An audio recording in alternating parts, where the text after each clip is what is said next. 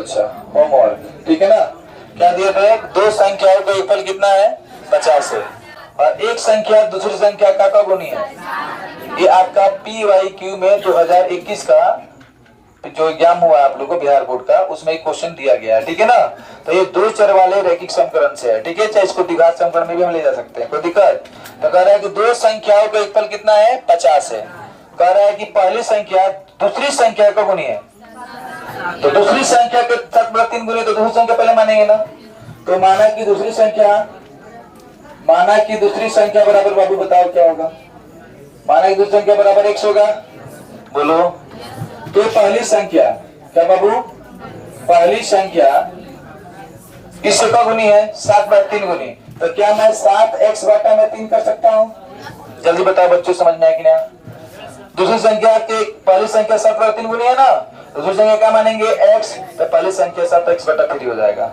अब यहाँ क्वेश्चन कह रहा है दो संख्याओं का योगफल 50 है, तो दो संख्या तो यही ना है, जल्दी बता दो। तो तुम लिखोगे प्रश्न से, कैसे बाबू, दो संख्याओं के ऊपर मतलब x प्लस 7x बटा में 3 बराबर में 50 दिया, राइट सर। अब x के मान निकाल लेंगे, तो यहाँ पे x के मान पुट कर देंगे, तो हमारा पहली संख्या दूसरी संख्या नहीं निकल जाएगा, जल्दी बताओ बच्चों। तो यहाँ पे हम क्या ले लेंगे, 3 लघुत्तम होगा बाबू, 3 एकम 3, 3 में 1 से 3x होगा, 3 से 3 कट जाएगा तो मेरा 7x होगा, बराबर में कितना हो जाएगा, 50। समझ में आता है कि नहीं, 7x और 3x 10x, अब बटा में कितना 3, बराबर में कितना 50, ठीक है बच्चों। क्या हल्ला कर रहे हो तुम लोग, 7x प्लस 3x कितना हो जाएगा बच्चों बताओ। अब बटा में 3 लिखेंगे बाबू, तो 10 × 5 = 50, कितना बार में घटाओ, यहाँ 1 ले लेंगे बाबू ना, ऐसे गुणा करें तो x में 1 से, तो इसलिए x का मान कितना जो है आई। तो मेरी बात पता चला कि दूसरी संख्या को हम x माना है ना बाबू, दूसरी संख्या कितना है, 15 है, दूसरी संख्या कितना है बाबू, 15 दूसरी संख्या निकल गया, तो हम पहली संख्या निकाल सकते हैं ना। तो पहली संख्या क्या है मेरे बता दो, क्या माने, पहली संख्या बराबर क्या माने बाबू, 7x बटा में 3, 7 के साथ हो जाएगा x के मान कितना भरोगे बाबू, 15 भरोगे ना, बटा में कितना बाबू, 3 × 5 = 15 हुआ, तो 7 × 5 = 35। अब बताओ बच्चों, तो अगर तुम चेक करना चाहते हो कि इस सवाल मैंने सही बनाया कि नहीं बनाया है, उसके लिए 35 और 15 जोड़ोगे तो 50 हो जाएगा कि नहीं हो जाएगा। तो इन क्वेश्चन में कहता है कि दो संख्याओं का केवल 50 है, तो दोनों को जोड़ कर 50 हो रहा है कि नहीं हो रहा है।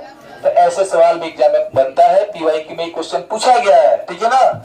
और तुम्हारे NCERT में सवाल क्वेश्चन नहीं दिया गया, किस आधारित सवाल तुमको हम पढ़ाए हुए हैं, ठीक है ना। पढ़ाए कि नहीं पढ़ा बताओ। तो इस तरह क्वेश्चन आएगा तो पहले क्वेश्चन को पढ़ना है और समझना है, उसके बाद आंसर करना है, ठीक है ना। तो उसके बाद ये तुम्हारा देख लो, पहली संख्या नहीं दूसरी संख्या का मान है x, पहली संख्या इससे 7/3 गुनी है तो 7x/3 हो जाएगा, दोनों को जोड़कर 50 कर लिया बाबू। उसमें से हम x का मान निकाले थे कितना है 15, और x का मान भर देंगे 7x की जगह पे, तो हमारा दूसरी संख्या निकल जाएगा। बताओ बच्चों समझ में कि नहीं, सभी को आया, पीछे वाले सबको, कोई किसी लड़की को समझ में नहीं आया खड़ा के पूछ सकती है, पूछने के लिए तुम्हें एकदम अधिकार दिया गया। ऐसा नहीं कि तुम पढ़ रहे हो, कमजोर से कमजोर छात्रों को भी हम बोले हैं कि जितना बार तुम पूछना पूछो, हम बताने के लिए थकने वाले नहीं है। तुम पूछते पूछते थक जाओगे, हम बताते बताते नहीं थकेंगे, ये गारंटी है मेरा, ठीक है। बस तो तुम्हें सीखने के प्रयत्न करने के लिए घर पर रिविजन करना पड़ेगा। जब तक रिविजन नहीं करेंगे, जब तक हम PYQ नहीं लगाएंगे, जब तक हम MCQ क्वेश्चन नहीं पकड़ पाएंगे, तब तक हमारा अच्छा तैयारी नहीं हो पाएगा, ठीक है। चलो ये बताओ समझ में आया कि नहीं।